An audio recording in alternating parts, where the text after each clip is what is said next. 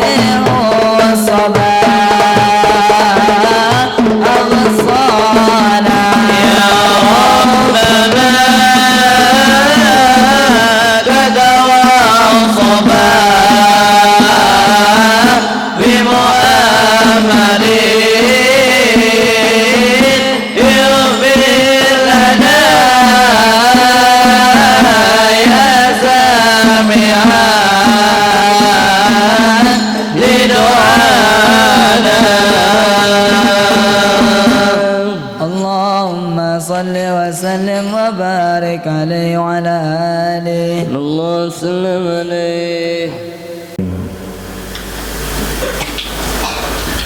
الحمد لله رب العالمين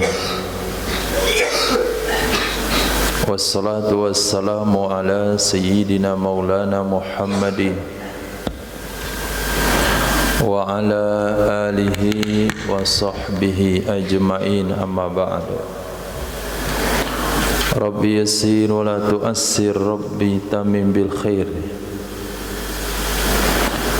ربنا اشرح لنا صدورنا ويسر لنا أمورنا وأمور المسلمين واحلل عقدة من لساننا يفقهوا قولنا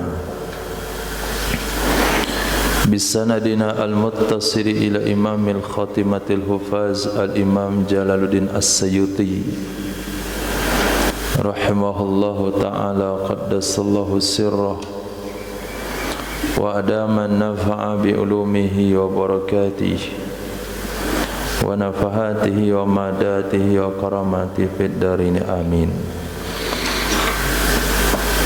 Hadis 7052 diriwayatkan oleh Imam Hakim dari Sayyidah Aisyah radhiyallahu taala anha.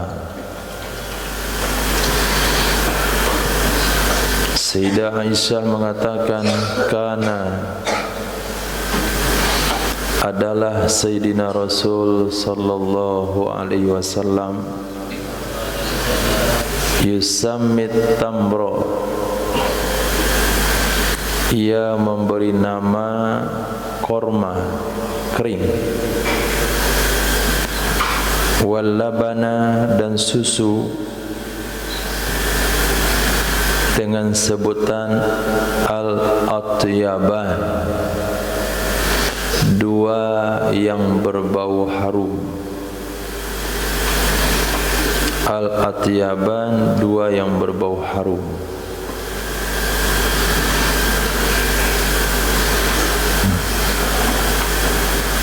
Ketika Allah katakan ya ayyuhalladzina amanu kulu minat thayyibat,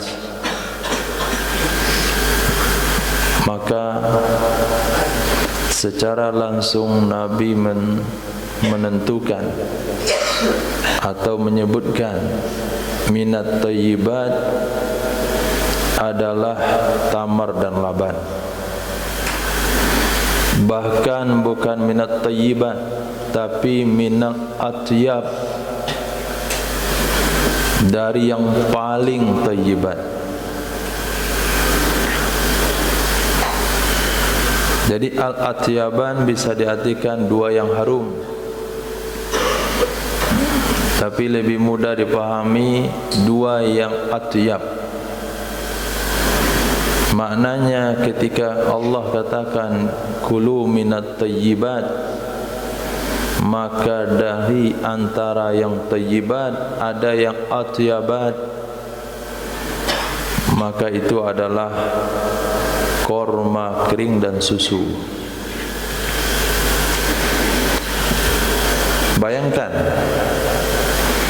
satu butir korma itu bisa mengatasi keperluan energi satu hari. Satu butir, bukan energi belajar, tapi energi untuk melakukan perjalanan di siang hari yang terik untuk berperang, perang Tabuk. Energi yang digunakan oleh sahabat sepanjang hari sampai terlambat solat maghrib, solat asar dan solat maghrib. Terlambat solat asar kebawa ke solat maghrib untuk menggali parit di kota Madinah. Energinya dari sebutir korma. Ini yang menunjukkan bahasanya korma itu termasuk atyab minat thayyibat. Dia tidak memberi kesan kenyang atau memberi kesan perutnya itu penuh terisi, tapi energi yang dijanjikan di sana Sudah terbukti bukan 1, 2, 3. Kalau terbukti dengan Rasulullah, beliau makan dengan sekeluarganya korma dan air selama 2 bulan, bisa dikatakan ini mungkin keistimewaan keluarga Nabi. Tapi ini bukan hanya berlaku dengan keluarga Nabi, tapi seluruh sahabat yang ada di Madinah ketika perang Khandaq, dan seluruh sahabat yang ikut dalam perang Tabuk. Yang tidak ikut itu hanya orang munafik dan 3 sahabat pilihan. Selebihnya ikut. Sejarah mengatakan mereka hanya makan 1 butir korma setiap hari. Bayangkan bagaimana energinya. Maka wajar Nabi katakan al-atyab dan susu. Nah, susu kambing, susu sapi. Nabi bersabda, kalaulah minum minuman yang lain cukup doa, Allahumma barik lana fihi warzuqna khairam min. Ya Allah, beri rezeki kami darinya. Ya Allah, berkahi kami padanya minuman, beri kami rezeki yang lebih bagus. Tapi kalau susu, doanya bukan itu. Allahumma barik lana fihi wa zidna min. Berkahi kami darinya dan tambahkan lagi susu untuk kami. Karena tidak ada minuman yang plus mengandung makanan selain pada susu. Nah, kalau setiap orang setiap hari dia minum susu, makan korma, sementara korma dia tidak mengambil tempat di ususnya, bisa saja dia ke WC sekali dalam sehari, atau buang air besar sekali dalam 2 hari, sekali dalam 3 hari. Tapi energinya sama dengan energi orang makan sepiring 2 piring nasi. Karena Nabi memberi nama tamar dan laban itu atyaban, atyaban, 2 yang bagus, digeser.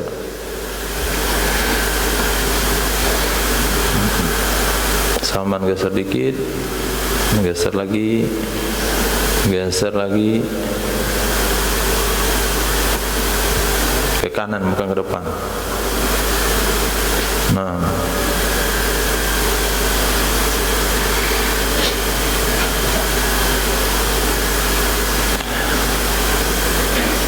khair.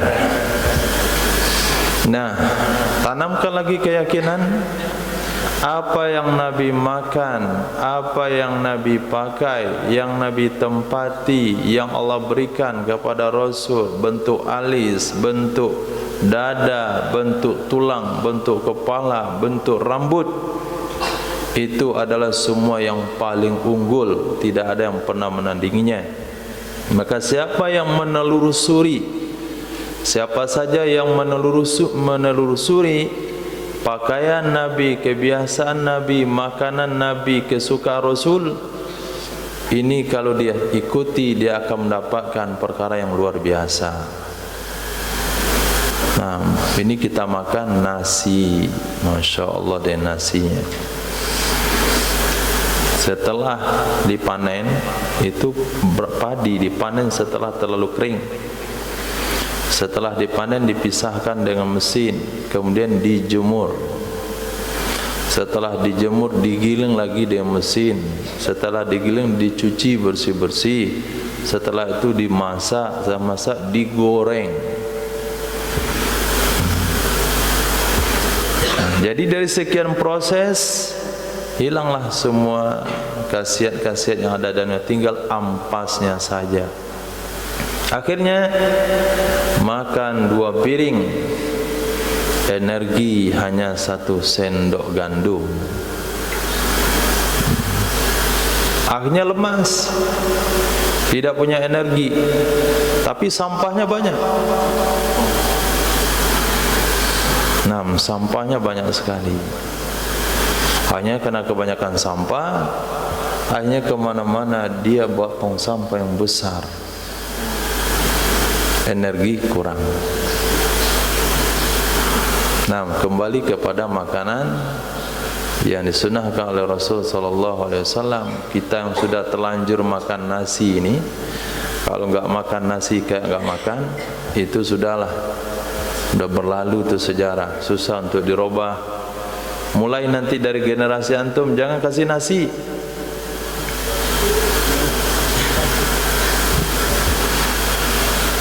Nah, Ismail jangan kasih nasi, kasih gandum.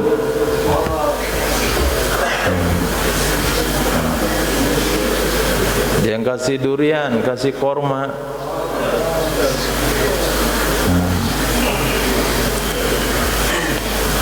Jangan kasih panta, kasih susu. Nah, minumannya susu, buah-buahannya korma, makanan pokoknya gandum. Oh, itu kalau dari kecil dilatih dan tidak pernah makan namanya nasi, itu akan ada sesuatu yang luar biasa. Energi, kecerdasan, kepintaran, kekuatan seperti para sahabat radhiyallahu ta'ala anhum jami'. Kenapa? Karena telah memakan yang atyab. Kalau bilang atyab berarti enggak ada lagi yang di atas itu. Nah, cuma Nabi mengungkap hanya 2, masih banyak yang lain yang nanti akan kita pelajari, kita akan terbaca daripada hadis-hadis Rasul sallallahu alaihi wasallam.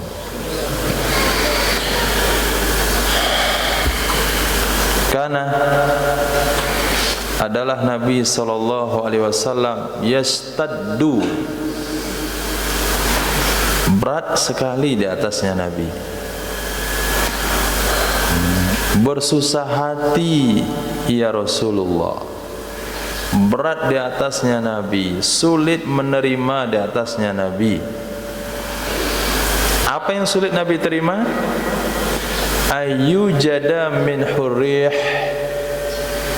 bahwa didapati darinya Nabi akan bau yang tidak sedap, bahwa didapati darinya Nabi akan bau yang tidak sedap. Ketika orang-orang Arab pedusunan, orang Arab dusun mengatakan ketika mereka melihat Nabi qada hajat, kenapa Nabi? Kenapa kencingnya kayak wanita duduk? Nabi enggak merasa berat hati. Ketika orang Arab Badawi menagih hutangnya bukan pada waktu yang dijanjikan, Nabi tidak merasa berat hati. Yang Nabi tidak bisa terima, yang sulit menerimanya kalau dikatakan ya Rasulullah, kamu bau. Nah, oh itu Nabi enggak bisa terima kalau dibilang bau. Itu menunjukkan bahasanya Sayyidina Rasul sallallahu alaihi wasallam menjaga kebersihan dan kewangian. Nah, tidak memelihara bau-bau yang busuk, bau apik, bau apek, bau anyir, bau macam-macam lah.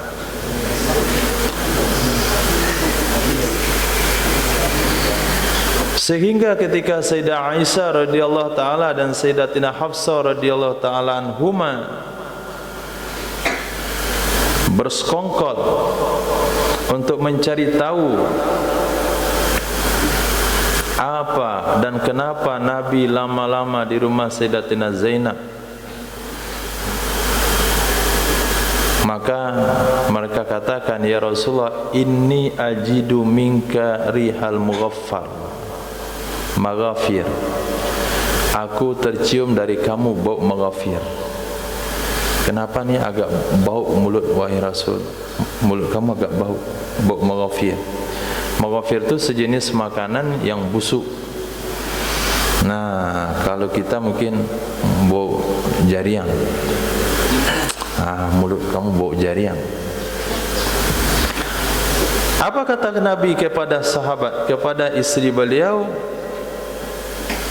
Dikatakan oleh Imam Abdul Rauf Al-Manawi, jangan kamu cerita siapa-siapa, saya janji enggak akan ngulangi lagi. Jangan kamu cerita sama siapa-siapa. Kalau kamu mencium bau busuk dari mulutku, saya janji enggak akan mengulanginya lagi. Berdiri.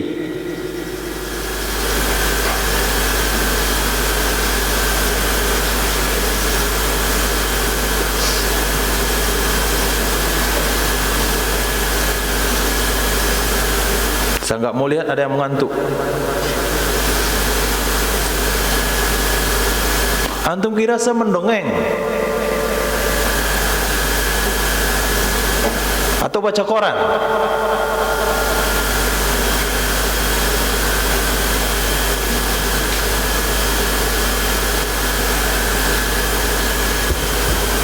Kalau saya mendongeng, antum boleh mengantuk, tidur pun boleh. Minta catatan yang terlambat tidur tadi malam, ada sorotan nanti. Apalagi yang masuk enggak tahajud sekalian.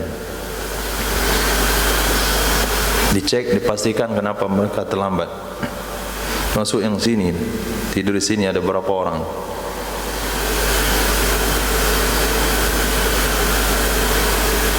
Jadi kalau dibiarkan, adabnya tambah kurang.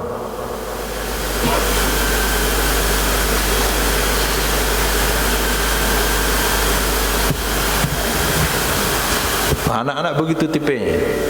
Kalau kita kasih teguran, dia mengerti. Dia dianggap kita bercanda, dianggap kita main-main. Dalam pendidikan Quran dan hadis tidak ada bahasa main-main, termasuk ibadah. Antum coba buat main-main.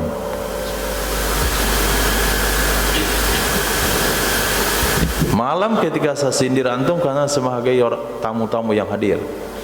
Kalau tidak saya teriakin itu tadi, yang menulis panjang pengajian, nanti dicek. Cek catatan antum tadi malam. Kalau ada tulisannya oke, kalau enggak ada awas. Sepanjang pengajian saya lihat menulis enggak tahu tulis apa. Kita selesaikan hari ini semuanya, termasuk yang kurang-kurang ajar di kelas. Satu kelas akan sorotan di kaki. Tadi pagi saya sudah cari rotannya, tapi belum jumpa. Karena ngobrol di kelas. Kalau ini dibiarkan, enggak akan ada penghargaan terhadap Quran, guru, hadis, dan ibadah. Kita baca hadis, dia ngobrol. Saya menjelaskan hukum, dia senyum-senyum, bersandar. Ini kalau biarkan adab-adab seperti ini, akan lahir generasi kurang ajar. Ulama yang tidak menghargai ilmunya, ulama yang tidak mencontohkan menghargai hadis Rasul sallallahu alaihi wasallam. Para penghafal dan para hafiz Al-Quran yang tidak tahu nilai dan adab daripada seorang hafiz itu sendiri. Akhirnya rusak agama. Ahli agama tidak punya akhlak.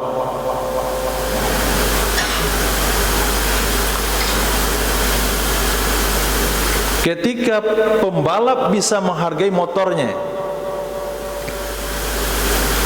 ketika pemain badminton bisa menghargai raketnya, betapa dia hargai raket. Penggitar menghargai gitarnya. Enggak bakalan orang hobi gitarnya taruh sembarangan, dibungkus, disimpan baik-baik.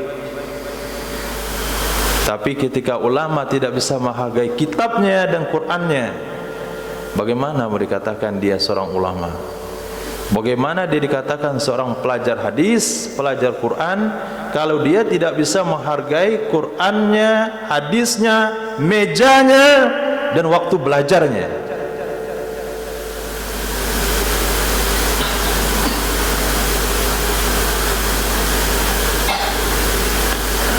Ini majlis hadis Rasul, bukan majlis bercanda sehingga antum bisa menundukkan kepala atau melengah, bersembunyi di balik dinding tembok-tembok itu, atau menutup diri di bawah kawan yang lebih besar. Jangan pernah antum buat di sini. Nah, jadi Sayyidina Muhammad sallallahu alaihi wasallam sangat tidak terima kalau sampai beliau dikatakan saya mencium bau busuk. Sehingga karena saking beratnya hal tersebut, Nabi katakan kepada dua istrinya, wala takhbiranna ahadan, jangan kamu cerita sama siapa-siapa, saya enggak akan ulang lagi.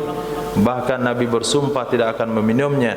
Turunlah ayat yang berbunyi, ya ayyuhan nabiyyu lima tuharrimu ma ahallahu lak. Nah, kenapa Nabi sampai bersumpah tidak akan mau meminum madu? Karena berat bagi Rasulullah kalau dikatakan saya atau Tuhan tercium bau busuk. Maknanya Nabi mengajarkan kepada kita sederhana dengan pakaian Rasulullah. Iya, pakaian Nabi bertambal betul, sedang Nabi sering diperbaiki. Iya, Nabi tidur di pakaian, di alat yang sederhana. Iya, tapi tidak dengan bau busuk. Tidak dengan bau busuk. Nabi sangat anti dengan bau busuk. Ketiak yang bau busuk, ongok yang bau busuk, peci bau busuk, bantal bau busuk, selimut sudah busuk. Itu bukan Islam. Karena Nabi dengan hadis hasan Sayyidatina Aisyah dalam Sunan Abi Daud, catat baik-baik, yastaddu alaihi ayyujuda min hirrih. Berat sekali bagi Rasul kalau dikatakan tercium darinya akan bau. Nah, kalau betul ikut sunnah Nabi, wangikan bau, rapikan pakaian, bersihkan pakaian antum. Bukan mahal kan? Bukan disuruh beli pakaian baru, tapi rapikan. Bersih, rapi, enggak ada yang kuning di belakangnya, enggak ada yang keriting, apalagi bau-bau yang enggak sedap. Bau itu mesti wangi. Gosok gigi, potong kuku, tarik mata dirapikan, bulu hidung jangan sampai keluar. Telinga sudah berapa hari, berapa bulan enggak dibuang sehingga enggak mengerti-ngerti. Pengumuman enggak masuk dalam telinga. Ikut dengan sunnah. Nabi mengajarkan kerapian, kebersihan, dan dalam waktu yang sama bau harum.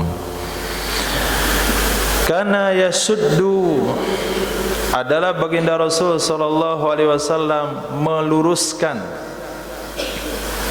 Yasuddu meluruskan sulbahu, tulang punggungnya, bil hajari dengan batu, minal gharthi dari karena lapar.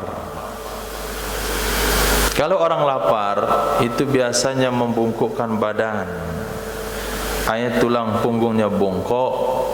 Supaya lapar itu hilang, maka diikatlah batu di perutnya Nabi SAW. Datang sahabat jumpa Rasul SAW, ya Rasulullah kami kelaparan. Ketika sahabat mengatakan melapar, ya Rasul lapar wahai Nabi, sahabat menyingkapkan perut-perut mereka, ternyata ada satu biji batu yang diikat karena menahan lapar. Tapi Nabi enggak jawab, sabar, enggak begitu. Nabi singkap bajunya. Ternyata Nabi dua batunya, kiri dan kanan. Jadi mau cerita apa? Enggak ada cerita lagi sahabat. Ya, Nabi dua batunya, kita baru satu. Berarti laparnya belum terlalu parah. Karena lapar itu bisa teratasi kalau sekiranya lambung itu didekatkan, maka dia akan terasa lapar. Maka kalau orang lapar dan sakit perut, itu identik dia menekan perutnya. Kenapa? Sakit, lapar? Dua pertanyaannya kalau orang megang perut. Karena kalau ditekan dia merapat. Nah sekarang perut kita itu dah keburu kembang. Nah sehingga kalau isi sedikit rasa enggak ada isinya. Maka dipelan-pelan diperkecil dengan puasa, kemudian sahur, buka yang sedikit terus dari 30 suap menjadi 29, 28 sampai cukup 3 suap. Alhamdulillah 3 suap. Nah, tapi jangan dari 30 suap langsung 3 suap. Antum langsung baca kak jaga-galang. Ini kata hikmah perampok kata hikmah pencuri, daripada bercakap jogalang-galang biarlah bercakap jurang. Artinya untuk mengatasi lapar berkelahi pun enggak apa-apa, yang penting kenyang. Itu kata hikmah dari perampok. Karena adalah Nabi SAW yashrabu, meminum ia Nabi SAW salasata anfas, 3 nafas. Nabi minum 3 nafas. Kembali diingatkan di hadis tadi malam, bukan kebiasaan, bukan hanya sekedar mubah, memang tidak ibadah mahdoh, tapi bukan berarti umat tidak mengikutinya, karena cara terbaik itu adalah cara Rasul.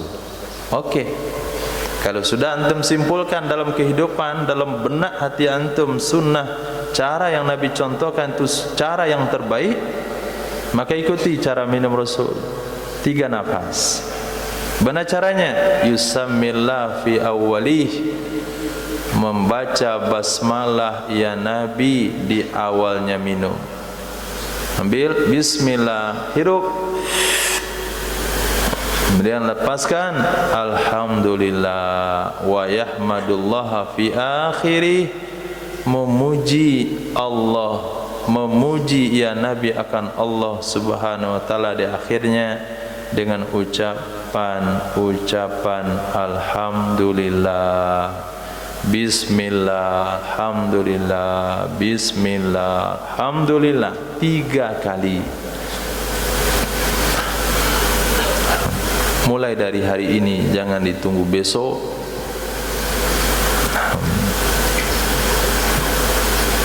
Lihat ke depannya apa yang Allah berikan dari setiap sunnah yang kita ikuti, dari setiap gaya hidup Nabi yang kita contoh. Ada perkara luar biasa. Nah, baik untuk dunia atau akhirat. Maka enggak ada yang namanya sakit paru-paru gara salah minum. Karena ada ya Nabi SAW yushiru, mengisyarat ya Nabi fis salati, dalam salat. Yushiru, mengisyarat ya Nabi fis salati, dalam ibadah salat. Bukan mengisyarat ketika salat Nabi memberikan isyarat-isyarat, tidak, bukan itu maknanya. Maknanya yushiru, mengangkat telunjuk. Yushiru, mengangkat telunjuk, isyara bi musabbiha, ketika mengucap illallah. Nah, asyhadu an la ilaha illallah, telunjuknya diangkat. Diangkat, yang tadinya begini ketika awal tasawuf dah bentuk begini. Tangan kiri digenggam, tangan kanan digenggam, kecuali 2 jari, 3 jari. 6 jari telunjuk, jari jempol dengan tengah disatukan dengan jari tengah dan jempol disatukan, kemudian telunjuk diturunin begini awal tasawuf. Tahiyatul mubarakatus salawatut thayyibatu lillah. Assalamu alayka ayyuhan nabiyyu wa rahmatullah. Apalagi? Assalamu alayna wa ala ibadillahis salihin. Asyhadu an la ilaha illallah. Kalau sudah terangkat begini jangan diturunin lagi. Nah, sampai kapan diangkat? Sampai salam. Assalamualaikum warahmatullah. Putar ke tengah. Assalamualaikum warahmatullah. Baru turunin. Yusiru, bukan yuharriku.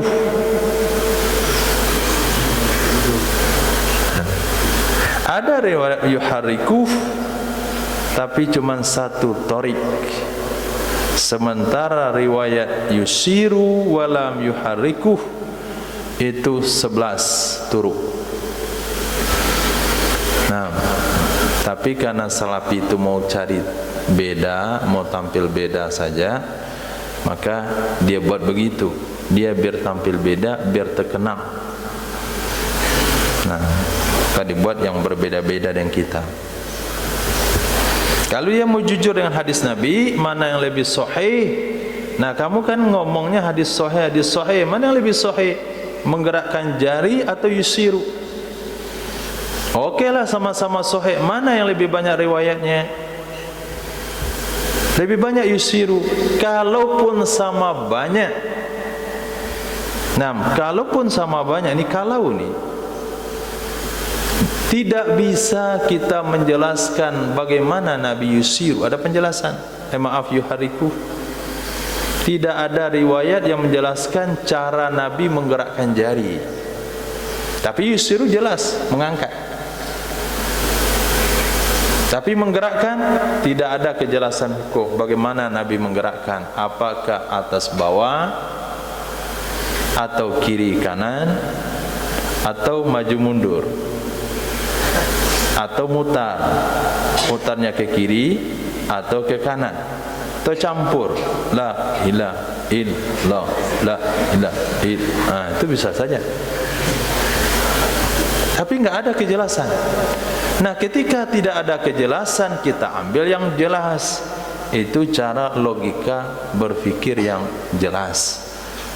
Nah, bukan membuat suatu perkara yang sudah jelas, mana yang jelas, mana akhirnya diambil yang kagak jelas. Nah, ini hadis yang diamalkan oleh ulama-ulama kita di Aceh. Karena ada ya Nabi sallallahu alaihi wasallam yusafihun nisaa min tahti saubi. Ada ya Nabi berjabat tangan dengan wanita dari bawah kain. Ada ya Nabi berjabat tangan dengan wanita dari bawah kain. Nah, ya saya lihat para ulama, Masya Allah, ketika selesai pengajian, selesai khutbah, ibu-ibu mau salaman,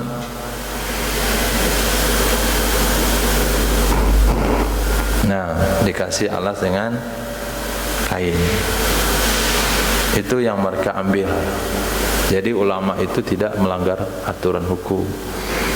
Yang walaupun taklid daripada Imam Abdul Rauf Al-Manawi, tidak boleh bagi sesiapa pun melakukan musafahah dengan nisa walaupun pakai alas bagi orang yang tidak aman dari fitnah. Nah, bagi orang yang tidak aman dari fitnah. Nah, jangan ini dijadikan alasan ketika antum bersalaman dengan sepupu antum, lalu di bulan hari Lebaran dengan pakai sarung tangan. Tapi ini gunanya ketika darurat.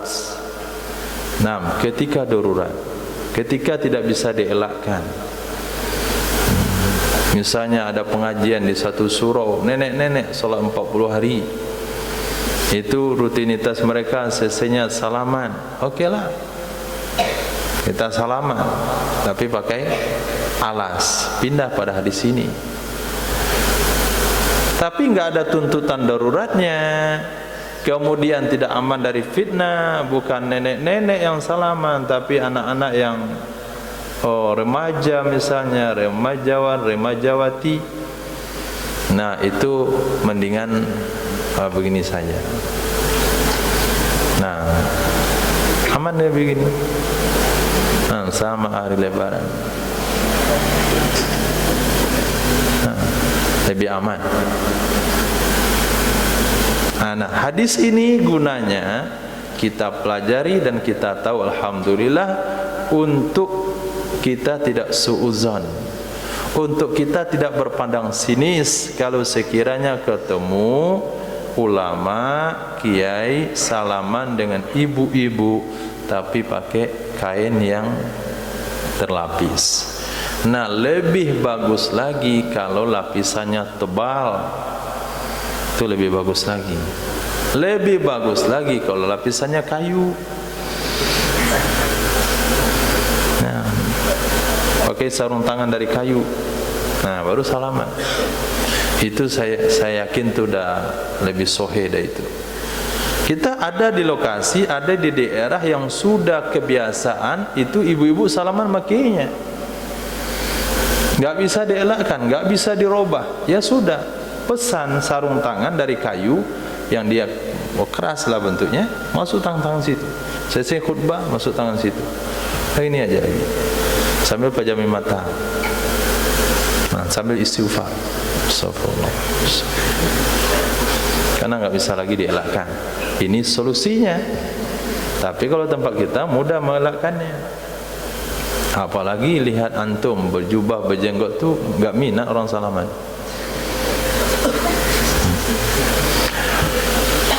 Karena ada ya Nabi SAW yusri, memiringkan. Yusri memiringkan lil hirra, bagi kucing. Al ina'a, akan wadah. Fatasrabu, lalu minum ia kucing. Summa yatawaddau, kemudian berwudu ya Nabi bi fadliha, dengan sisanya kucing. Nabi memiringkan wadahnya, Nabi memiringkan ember yang berisi air kepada seekor kucing sampai kucing itu terus minum. Kemudian setelahnya Nabi berwudu dengan sisa air yang sudah diminum oleh kucing. Ini menunjukkan bahasanya sisa minum kucing itu suci. Tapi ada tafsir dari para ulama. Kalau sekiranya kamu melihat kucing sedang memakan bangkai, langsung menjilat pada air yang kamu punya, maka airnya pasti bernajis. Tapi apabila kucing itu menjilat setelah beberapa lama, yang ada kemungkinan dia menjilat di air yang lebih banyak, kemudian dia antum temukan atau kamu temukan kucing itu menjilat ke wadah antum, airnya suci. Nah, secara hukum am atau hukum asal, jilatan kucing itu suci. Antum punya pelihara kucing misalnya, pagi-pagi dia jilat-jilat badannya, antum enggak sempat nyuci muka, minta pula dijilat sama dia, ini enggak ada masalah. Suci-suci saja. Kana yusalli fi na'alaihi, ada ya Nabi salat pada dua sendalnya Nabi. Ada ya Nabi salat pada dua sendalnya Nabi. Jadi Nabi salat pakai dua sendal. Dibawa dua sendalnya ke masjid dan salat. Kenapa? Karena antara luar masjid dalam masjid sama, yaitu sama-sama pasir. Dan kita bisa yakin saja kalau sekiranya berjalan di areal Masjidil Haram atau areal Masjid Nabawi dengan jalan kaki tanpa alas, kemudian masuk ke teras masjid dan masuk ke masjid, itu kita enggak merasa sanksi. Kenapa enggak merasa sanksi? Pertama, sering kering wilayahnya karena jarang hujan. Yang kedua, enggak ketemu ayam, enggak ketemu tai sapi, apalagi orang gembala anjing. Selesai salat Masjid Nabawi lalu jalan ada orang gini. Nah, enggak ketemu. Jadi kita menginjak tanahnya itu enggak was-was. Jangan dipraktekkan di sini. Antum setelah mondar-mandir jalan-jalan di luar lalu masuk ke aula tanpa alas kaki. Ini di sini enggak bisa diterapkan itu.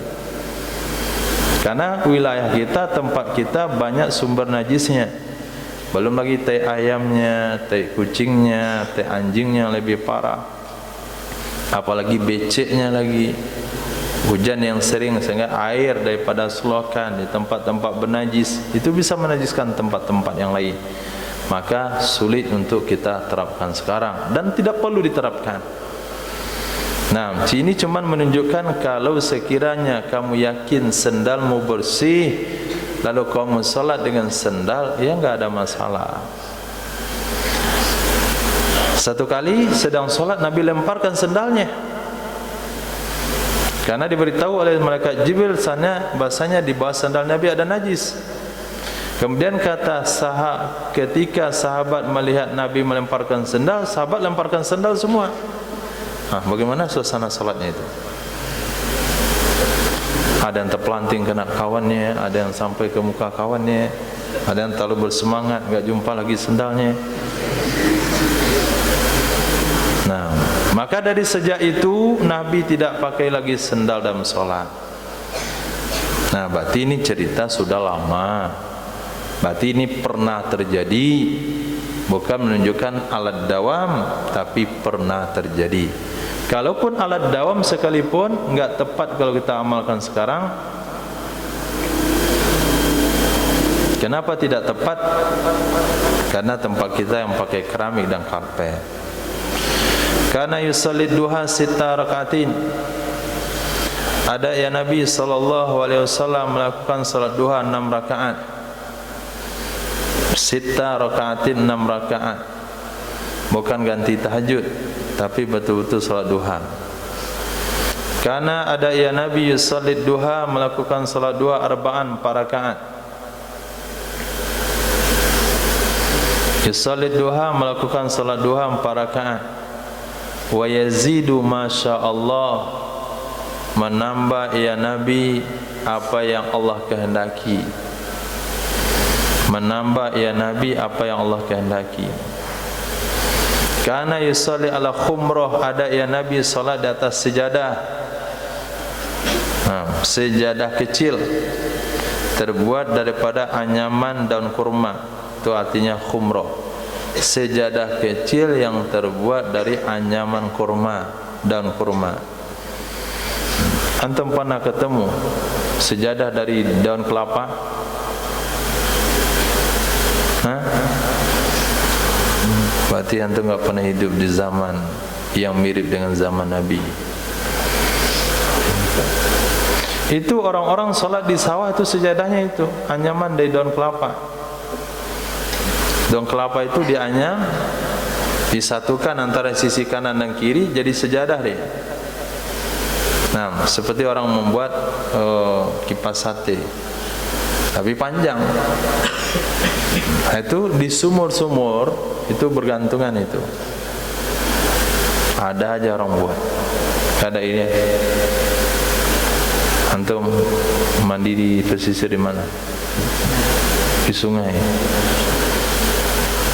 Ada mandi di sumur. Enggak ke laut. Oke. Dari salat ala khumrah. Nah, ini dalil lagi kalau sampai salafi enggak senang melihat antum pakai sejadah. Nah, ini dalilnya. Nabi salat ala khumrah, sejadah kecil. Bukan sejadah kecil yang dipakai oleh Hasbi Rabbi Jalallah itu. Itu bukan sejadah kecil, itu sapu tangan besar. Nah, sejadah kecil itu artinya bisa kita kita tempati dengan kaki sampai ke kepala. Itu yang nama sejadah. Jadi sejadah kecil ini bahasanya sama dengan sejadah kecil hari ini, tapi barangnya tidak sama. Sama bahasa, beda barangnya. Karena ada ya Rasul yusalli, melakukan ibadah salat ala rahilatih, di atas kendaraannya Nabi. Ada ya Nabi melakukan ibadah salat ala rahilatih, di atas kendaraannya Nabi, haitsu tawajjahat bihi, kemana menghadap ya kendaraan dengannya Nabi. Haitsu tawajjahat, kemana menghadap ya kendaraan dengannya Nabi. Artinya solat sunat di atas kendaraan, hukumnya sah, kiblatnya ke kiblat tujuan, walaupun bukan dalam safar, walaupun bukan dalam safar masafah qasar, walaupun antum naik angkot dari sini ke pasaraya situ untuk membeli bahan gamis, maka di atas angkot sah melakukan solat duha, sah melakukan solat sunat, tapi arah kiblatnya ke arah kendaraan. Maka naik angkotnya duduknya di depan, atau duduk di belakang tapi ngadapnya ke depan. Nah, kalau enggak banyak orang, kalau banyak orang jangan hadap ke depan. Nah, nanti salah paham lagi orang yang di depan antum. Kenapa dia tadi lihat saya jadi? Nah, pilih duduk di depan. Kalau naik angkot sendirian laki-laki, pilih duduk di depan.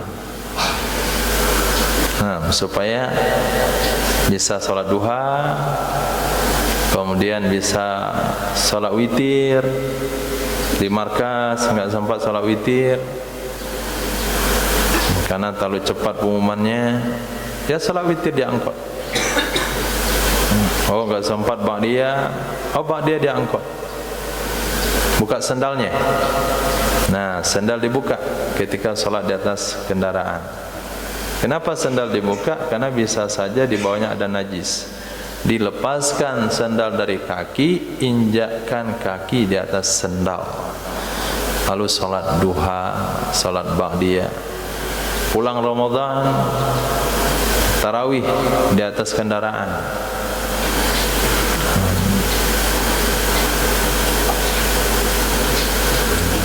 Walaupun hanya jaraknya dari sini ke Lubuk Minturun situ, Lumin. Nah, itu bisa salat duha di atas kendaraan. Maaf, bisa salat sunat di atas kendaraan. Jadi salat sunat di atas kendaraan tidak disyaratkan masafah qasar. Fa idza arada ayyusalliyal maktubah, maka apabila ingin ya Rasul untuk beliau melakukan salat wajib, nazala, bisa turun ya Rasul, fastaqbalal kiblah, maka menghadap ya Nabi ke kiblat. Maka berdasarkan hadis sahih inilah riwayat Imam Bukhari dan Muslim, kita temukan hukum dalam kitab fikih, solat wajib tidak boleh di atas kendaraan.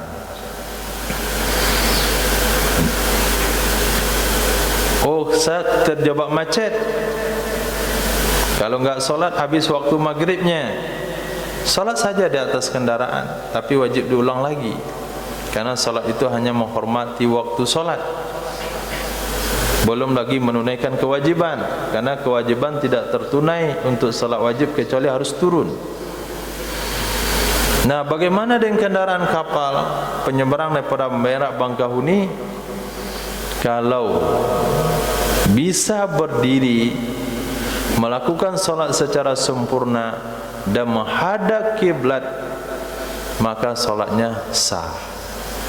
Nah, di pesawat kan bisa juga untuk memfokuskan menghadap kiblat, karena pesawat itu terbang dalam waktu yang lama ke arah tertentu, bukan seperti mobil merubah arah setiap waktu dan kelok, bukan. Kalau kapal kan arahnya fokus, tidak ada bahasa belok kiri belok kanan dalam waktu yang cepat, maka kita bisa solat. Nah, di pesawat juga bisa, tapi nggak bisa berdiri. Alhamdulillah sekarang ada pesawat pesawat apa ya, Arab Saudi yang menyediakan tempat solat berdiri. Nah, bagaimana hukum solat menghadap kiblat berdiri di atas pesawat? Ini masih ada khilafiyah di kalangan ulama. Nah, masih ada khilafiyah di kalangan ulama. Ada sebagian mengatakan tidak sah, karena masih tercantum dalam hadis Nabi tidak solat di atas kendaraan. Ada ulama mengatakan sah, karena dia sama dengan kapal laut. Kenapa kapal laut dikecualikan? Karena kapal laut itu dia posisinya tenang, kemudian menghadap kiblat, bisa diusahakan berdiri walaupun agak goyang sedikit, kemudian menghadap kiblat dalam waktu yang sama. Jadi bisa disepakati oleh ulama, hukumnya sah. Tapi di atas pesawat ulama muasir itu khilafiyah. Di antaranya adalah Syekh Mimma Syekhina Syekh Utsman Zain Al-Yamani, itu mengatakan kata beliau tidak sah. Nah, kenapa tidak sah? Karena tergantung di awang-awang. Kapal laut itu ada di bumi, sama dengan rumah. Tapi ada juga ulama mengatakan sah. Tapi kalau duduk, ini dah sepakat mengatakan tidak sah. Apalagi tanpa wudu, tayamumnya pakai dinding pesawat, itu ajaran sesat. Bukan malah enggak sah, itu dah ajaran sesat. Ada juga yang menyimpulkan kalau begitu mending enggak solat aja sekalian, itu juga salah.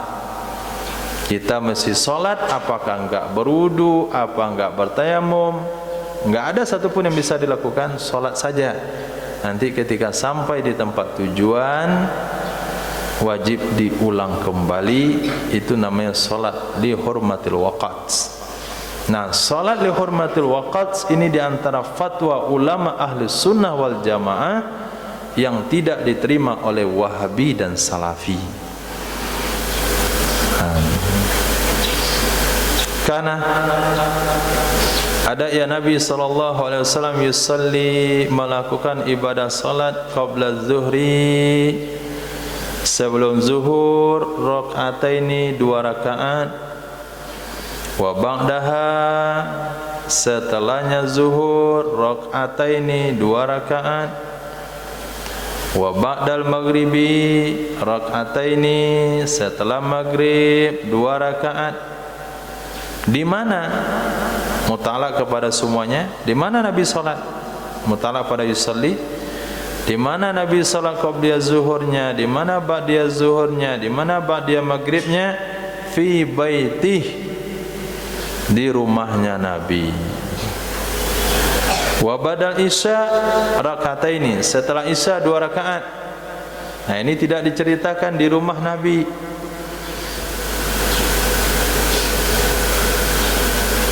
Wa kana la yusalli, adalah Rasul sallallahu alaihi wasallam la yusalli, tidak mengerjakan salat ya Rasulullah, ba'dal jumu'ah, setelah Jumat, hatta yang sorifa, sehingga berpaling ia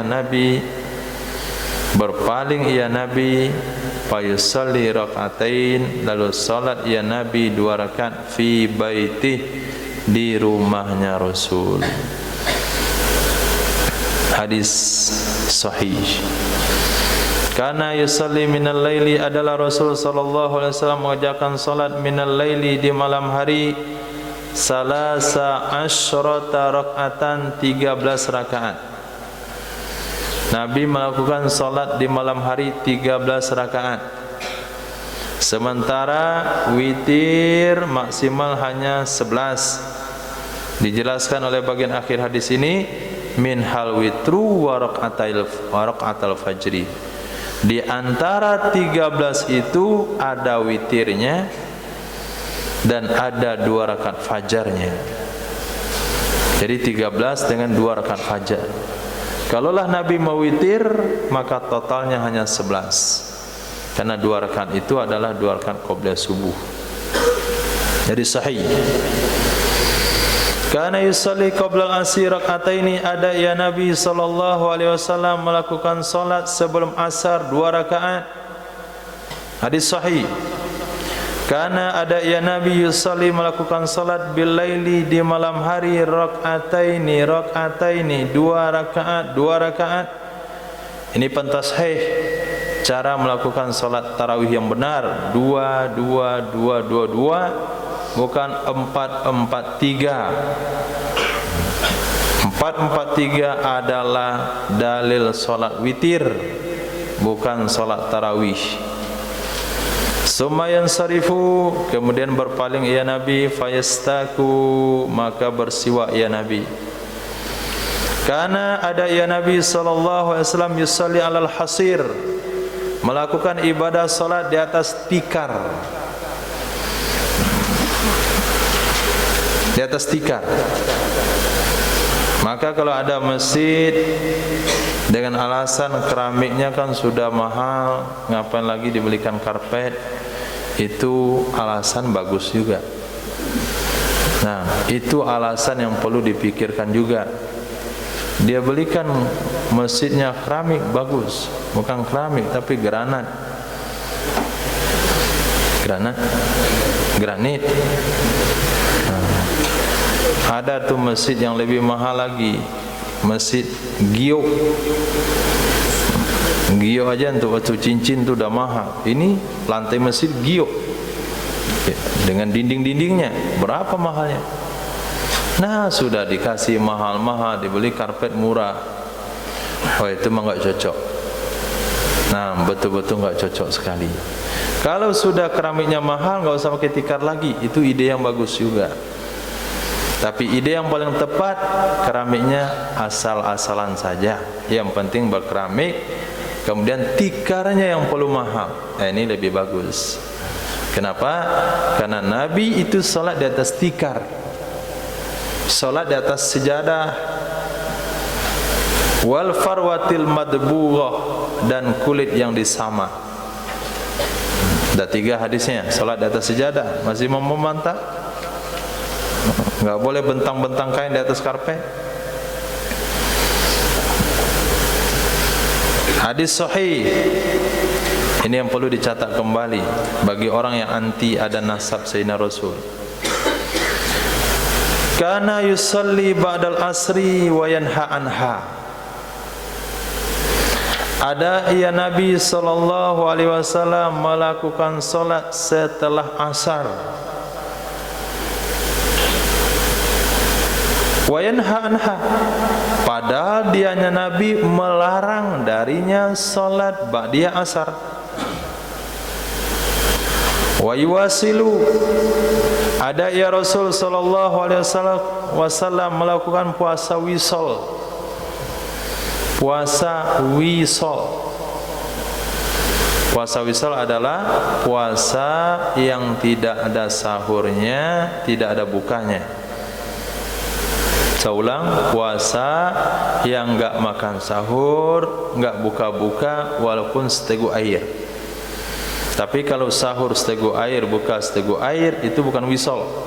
Ini sama sekali pagi, siang, malam, pagi, siang, malam, apakah 2 hari atau 3 hari berturut-turut, Nabi tidak makan dan tidak minum.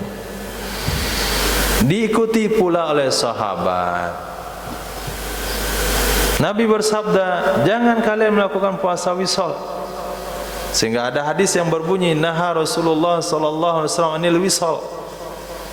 Ketika Nabi melarang melakukan puasa wisal, apa kata sahabat? Innaka tuwasilu ya Rasulullah, engkau sendiri melakukan wisal wahai Nabi. Kata Nabi, lastu ana kamislikum wa yasqani rabbi wa yut'imuni. Allah kasih minum saya, Allah kasih makan saya. Makan minum secara kasat mata, tapi secara hakikat Allah berikan kepada saya kekuatan makan dan minum seperti orang makan dan minum. Kalian tidak punya hal seperti itu. Yuwasil wa yanha anil wisal. Nabi melakukan wisal tapi belum melarang dari wisal. Apa yang bisa anda pahami di sini? Khususiyatir Rasul sallallahu alaihi wasallam. Nah, ini khususiat Nabi. Khususiat Nabi hanya khusus untuk Nabi saja, tidak boleh diikuti oleh umat. Termasuk hadis yang kemarin. Saya mau tahu hadis nomor berapa? Yang Nabi bercerita kemarin, seluruh anak Adam bersambung keturunannya dengan anak laki-laki kecuali saya. Saya catat.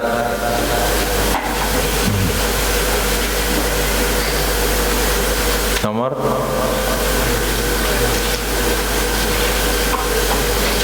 berapa? Enggak ditulis di sampulnya. Hah?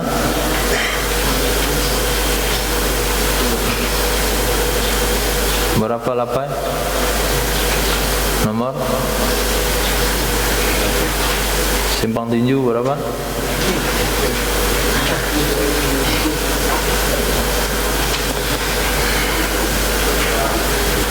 Nomor? Hah? 6.200 993 6.900 293 6.293 oh udah jauh di belakang.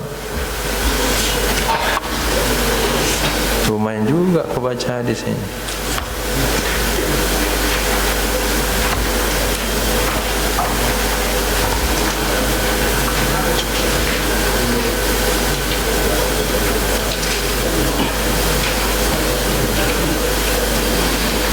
Kullu bani Adam yantamuna ilal asaba illa walada Fatimah fa ana waliyuhum wa ana asabatuhum.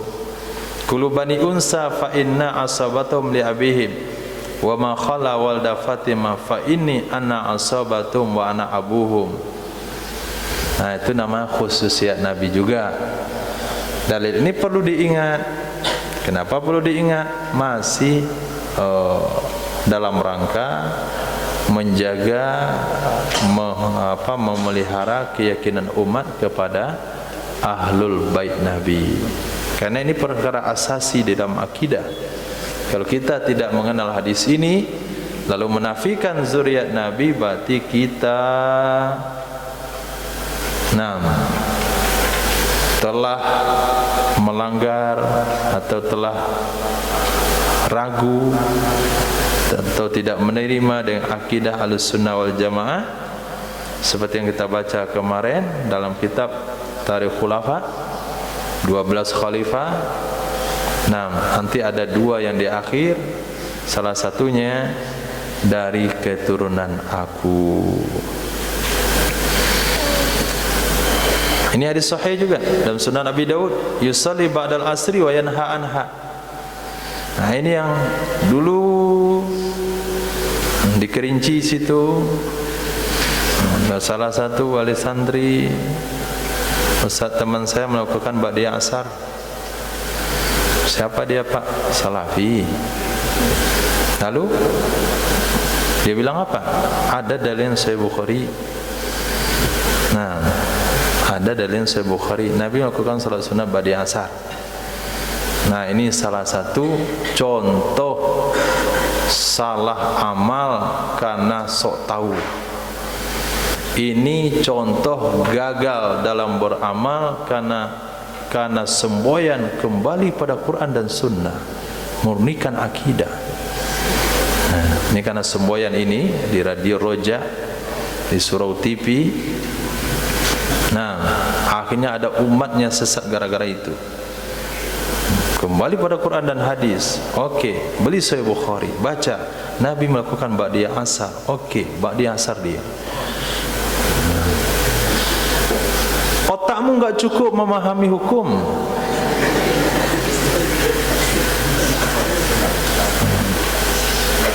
Nah, kamu baca ni hadis dalam Sunan Abi Daud.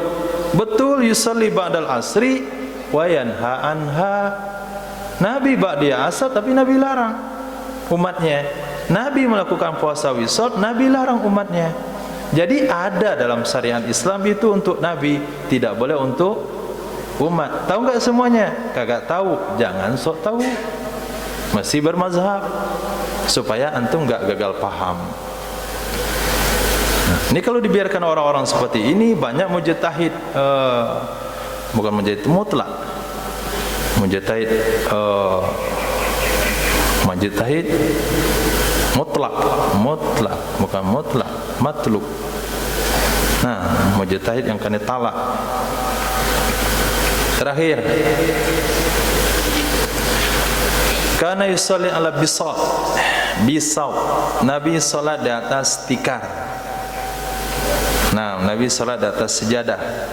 Karena hal ini sudah merupakan perkara lazim daripada perbuatan Sayyidina Rasul sallallahu alaihi wasallam, maka ketika Nabi berkunjung ke rumah Sayyidatina Ummu Sulaim, ibu pada Sayyidina Anas ibni Malik radhiyallahu an, maka Sayyidina Anas katakan, kami membersihkan tikar yang sudah usang untuk Nabi dan Nabi salat mengimamin kami.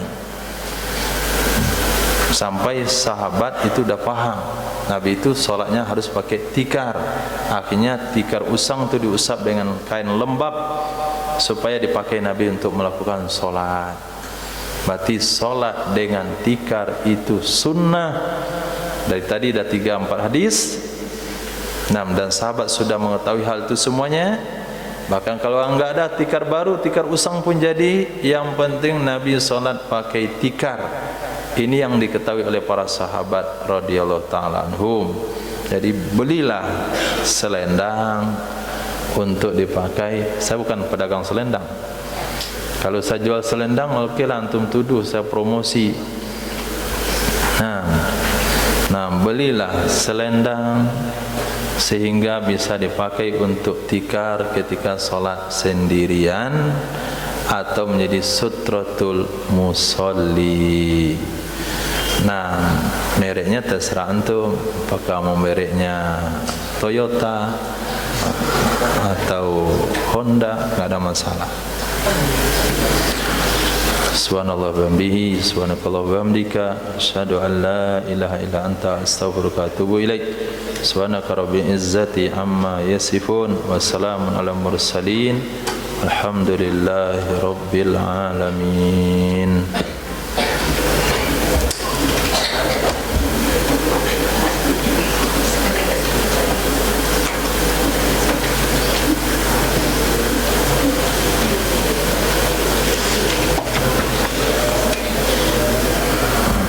Tutup pintunya.